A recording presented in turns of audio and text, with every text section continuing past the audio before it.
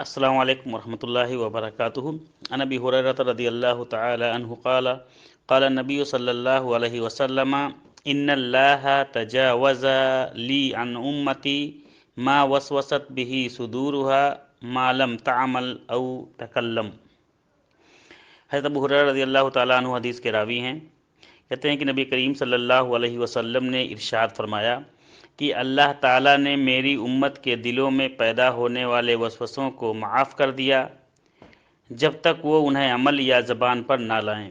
یعنی جو شخص کوئی دل میں کوئی بات اگر گرچہ وہ گناہ والی بات ہی نہ سوچے یا کوئی غلط بات سوچے تو اللہ رب العالمین اس پر اس کو سزا نہیں دیتا ہے جب تک کہ وہ اس کو کر نہ لے یا زبان سے بول نہ دے۔ خالی دل میں وسوسہ سے، دل میں سوچنے سے اس کو گناہ نہیں ملتا ہے۔ یہ حدیث صحیح بخاری کی ہے۔ السلام علیکم ورحمۃ اللہ وبرکاتہ۔